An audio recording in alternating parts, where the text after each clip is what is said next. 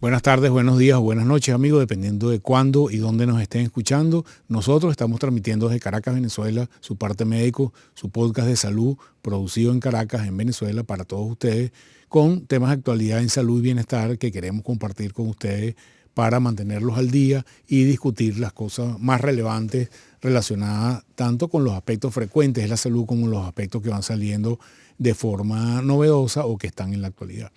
Como les recordamos habitualmente, nuestras señas @mundourweb, Julio Castro M en cualquiera de las plataformas de redes sociales para ustedes, y recordarles que salimos a través de la plataforma matriz de YouTube, pero también nos pueden encontrar en Spotify o Apple Music, en cualquiera de ellas, en los buscadores, escriben Parte Médico Julio Castro y pueden colocar una palabra extra que permite identificar el tema específico, por ejemplo, fiebre o dolor de cabeza, convulsiones, VIH, COVID, etcétera, etcétera.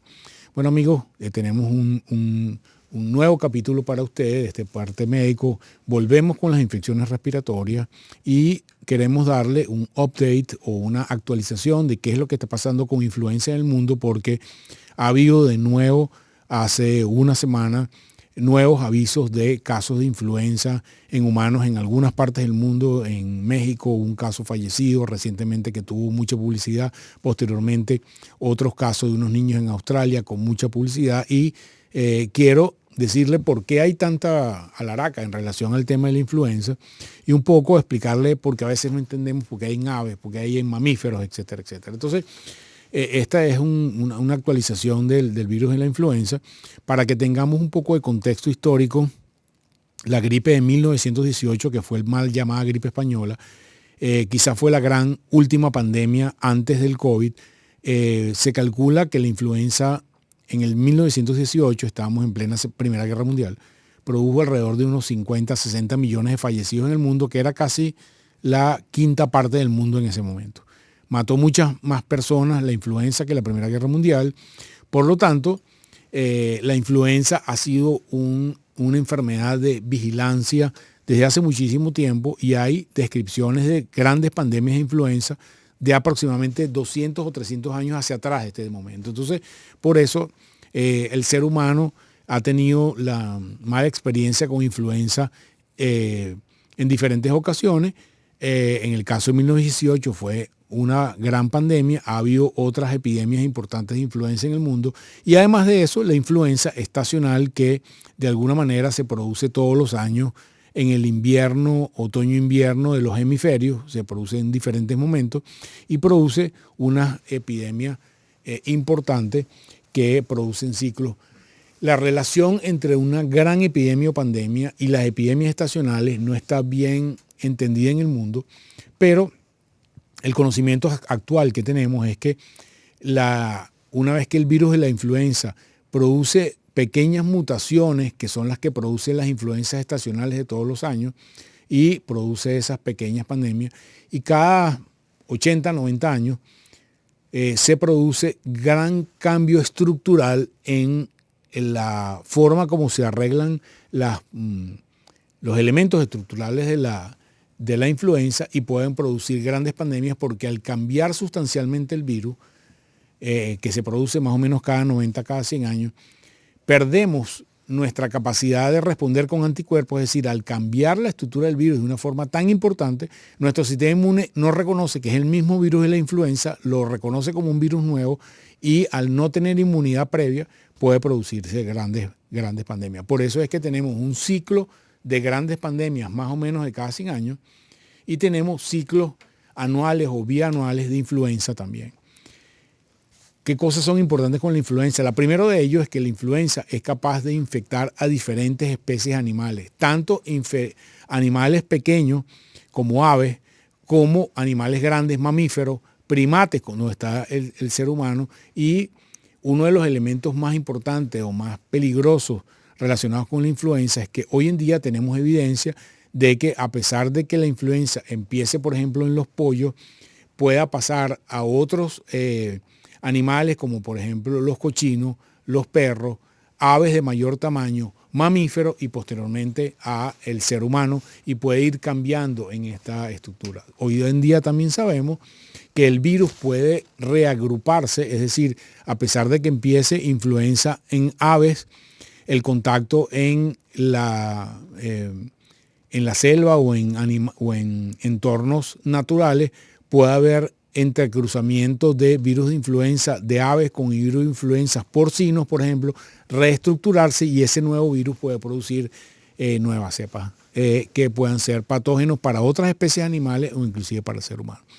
Para que entendamos cómo es la taxonomía de la influenza tiene dos proteínas estructurales, tiene más, pero tiene dos proteínas estructurales que son las que las definen. Es decir, le ponemos el nombre que tiene que ver con dos componentes estructurales. El componente H, que es una proteína que se llama la hemaglutinina, y la neuramidasa, que es otra proteína estructural, y esta H por hemaglutinina y N como neuramidasa son las que le dan la configuración estructural y el nombre que le damos. Entonces, tenemos de la hemaglutinina, de la hemaglutinina tenemos 18 subtipos que van desde el H1 hasta el H18, y de la neuroamidasa tenemos 11 subtipos que van desde la N1 hasta la N11. Entonces, ellas se pueden combinar H1N10, H2N11, H3N4, y así sucesivamente. Las complicaciones son múltiples, como entenderán, el número casi llega a ciento y tantas posibilidades de combinaciones entre H y N, y dependiendo del tipo de combinación es más susceptible que afecte a aves de un tipo, o mamíferos pequeños, o mamíferos grandes, o al ser humano. Entonces, hay muchos tipos de influenza que, dependiendo de cómo se estructura el H con la N, puede producir diferentes tipos de exposición o diferentes tipos de enfermedad, y también diferentes tipos de letalidad. En algunos momentos hemos tenido H5N1, H2N1, H2N7. Hay diferentes formas de estructuración de la influenza, por lo tanto es un virus que tiene una capacidad muy importante de cambiar su estructura genómica y producir infección en diferentes especies. ¿Qué ha estado pasando con influenza aviar? Cuando hablamos de influenza aviar, estamos hablando de influenza que ataca fundamentalmente a las aves, por eso se llama influenza aviar. La forma más frecuente de influenza aviar es la influenza de pollo. ¿Por qué los pollos? Porque la industria de los pollos, que en el mundo se producen muchos miles de pollos al año, todos los años, los pollos se crían en granjas, y este es el momento donde, entrando el virus a estas granjas, pueden producirse muchos pollos infectados en muy poco tiempo. Entonces, no es raro que hablemos de influenza aviar, sobre todo en aves de corral, aun cuando pueda haber influenza aviar en el entorno natural. Es decir, en las aves que están en los mares, en las selvas, puede producirse también la influenza aviar. Pero es más común que se produzca en las grandes granjas porque hay mucha acumulación de aves en muy poco tiempo.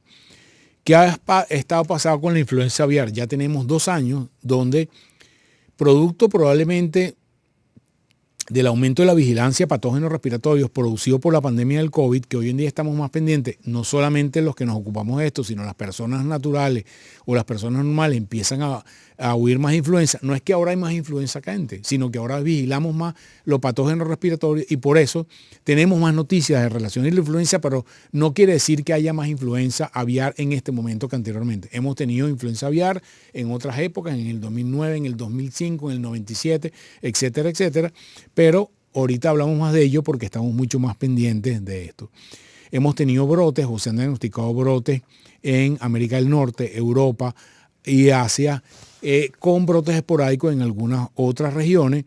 Se han encontrado cepas de H5N1, H5N8, que son las más comunes, pero también se han detectado otras cepas como H7N9, H9N2 en diferentes regiones. Es decir, hemos tenido múltiples presencias de tipos diferentes de influenza en diferentes partes del mundo. ¿Por qué es importante? Por 2 razones fundamentales, o por 3 razones fundamentales. La primera de ellas es que el mercado de comida relacionado con la influenza aviar se ve muy afectado cuando hay epidemias de influenza aviar, porque lamentablemente una vez que tú detectas en una granja que hay evidencia de influenza aviar, tienes que sacrificar todos los pollos durante varias generaciones de esa granja para evitar que se produzcan mayores brotes, sobre todo en países que tienen altas tasas de producción de influenza aviar, como es Asia, Norteamérica y la parte norte de Europa. Entonces, el impacto económico de una vez que hay influenza aviar en estas granjas, de tener que matar a todos estos pollos y no comercializarlos, produce un impacto económico. Lo segundo importante relacionado con esto es que ya vemos que H5N1, por ejemplo, que es la que ha estado circulando, que hace en los últimos años, empezó en aves, posteriormente se produjo en aves marinas, posteriormente en mamíferos marinos y posteriormente en el ser humano, como se ha detectado en los últimos años. ¿Cómo ha sido la infección para el ser humano? Hasta el momento, hasta el día de hoy, los humanos infectados se han infectado de aves o mamíferos marinos con los que tienen contacto directo, es decir, pescadores, personas que benefician aves, cuidadores de aves, personas que tienen relación directa con estos animales que están infectados, pero hasta ahora no ha habido evidencia de transmisión infectiva de un ser humano que se infecta a otro ser humano, que es la tercera mecanismo importante. Cuando haya evidencia de seres humanos que se lo transmitan a otros seres humanos, pasamos a otra fase de la pandemia donde ya no nos importan las aves, sino en ese momento tenemos que preocuparnos porque pueden venir grandes epidemias en seres humanos de influenza que originalmente empezó como influenza aviar, pero que se han producido en los humanos. Entonces, esta modificación de la cadena de influenza desde pequeñas aves a mamíferos y a seres humanos ha venido modificándose, lo que nos está diciendo que la influenza que originalmente se produjo en aves se ha ido modificando y ha estado pasando de especies. Ha habido una transmisión de especies eficiente hasta ahora, solamente con poco impacto en el ser humano. ¿Por qué hubo tanta preocupación hace un par de semanas con el caso de México? El caso de México era H5N7. Esta es una persona que no pareciera haber tenido contactos con aves o mamíferos marinos que pudieran tener H5 o influenza aviar. Es una persona que vive en Ciudad de México, que tenían otras condiciones asociadas, era un enfermo cardíaco, enfermo pulmonar, tiene un cuadro respiratorio de mediana severidad que fue evolucionando y cuando estaba ya en las últimas le toman muestra y posterior a que el paciente fallece se dan cuenta que es H5N7. Y esta enfermedad en un paciente en una ciudad muy densamente poblada como Ciudad de México, que no había contacto con otras personas, con otras personas infectadas o con otros animales infectados, empezó a levantar la alarma porque pudiera ser el caso cero de una epidemia de influenza en humanos, pero hasta ahora, hasta el día de hoy, no se han detectado contactos positivos con esta persona ni contactos secundarios, enfermos secundarios producidos el caso de Ciudad de México. En el caso de unos niños que fueron diagnosticados en Australia, estos niños pareciera que sí tienen contactos secundarios con personas que cuidan aves, aun cuando el contacto no está claramente esclarecido. Una de las preocupaciones que se ha tenido es que los casos de influenza aviaria en humanos han sido particularmente severos. Se calcula que la mortalidad de estos humanos que se contagiaron de aves por el tipo de trabajo que tenían, tiene una mortalidad que está cercana al 50%, que es muchísimo mayor que COVID y muchísimo mayor que influenza estacional, es lo que ha producido alarma en este mundo. Pero repito, hasta el momento no hay evidencia de transmisión efectiva de humanos a humanos de alguna forma de influenza de alta letalidad y estamos en observación de esos casos. Hasta el momento se han detectado, como les dije, virus de influenza H5N1 altamente patógena en mamíferos en Estados Unidos, Canadá, Suramérica, Argentina, Chile, Ecuador, en zona de Sudamérica, porque estas aves, como parte de su actividad migratoria, pasan del hemisferio norte en el otoño para huir del invierno al hemisferio sur, contagiaron aves en el hemisferio sur y mamíferos y de alguna manera en este momento hay actividad de influenza aviar altamente patógena en diferentes partes del continente, inclusive eventualmente en algunas zonas como Europa y algunas zonas como el sudeste asiático. Entonces, tenemos actividad de influenza aviar muy restringida a animales en este momento, con algunas muy pocas personas infectadas, con alta letalidad en las personas infectadas, pero recordar que estas personas tenían contacto con aves o mamíferos que pudieran tener influenza aviar, y hasta ahora no hay evidencia de infección de transmisión humano de un humano a otro humano, efectivamente, que sería como la fase siguiente que estamos vigilando, que no se ha producido. ¿Esto tiene alguna implicación en este momento para centros poblados, grandes ciudades? No. ¿Okay? Si una persona no tiene contacto con aves, el riesgo de transmitirse es poco. Hasta el momento, en aves que pudieran haber estado infectadas en granjas que tuvieran influenza aviaria, no hay descripción de que la persona que se come un pollo en una pollera que está cocinado puede transmitirse la enfermedad, o sea que podemos estar tranquilos por esa vía. Lo mismo de influenza porcina. La influenza porcina, en el caso de los cerdos que se infectan con influenza, que la mayoría de ellos son beneficiados y no se utilizan en la cadena de comercialización, pero si algunos de estos cerdos eventualmente pasan la cadena de comercialización y son comercializados, cocinados, no hay riesgo de transmisión para el ser humano. Entonces, seguimos vigilando esa situación, estamos pendientes de otros mecanismos de transmisión que pueden aparecer, pero solamente tenemos que estar pendientes, no hay que hacer nada diferente. Es decir, no tenemos que andar usando tapaboca porque puede haber un caso de influencia aviar en mi comunidad, y solamente tenemos que estar pendientes de las noticias y nuevos anuncios de los organismos de vigilancia epidemiológica en el mundo que nos van diciendo qué es lo que está pasando. Bueno, amigos, con esto terminamos la actualización de qué está pasando con influenza, en particular la influenza aviar en el mundo, en particular con los casos, el caso que vimos en Ciudad de México y los casos de unos niños en Australia en la semana, hace un par de semanas, y solamente queríamos que ustedes estuvieran al día con esta situación. Les recordamos nuestras señas, @mundourweb, @JulioCastroM. Pueden escribirnos a través del chat, pueden suscribirse en la campanita, pueden copiar el link y compartirlo a través de sus redes sociales con amigos, personas que ustedes tengan idea que pueden estar interesados en estos temas. Se les quiere mucho, nos vemos la próxima semana con nuevos capítulos de Su Parte Médico y manténganse sanos. Hasta el próximo.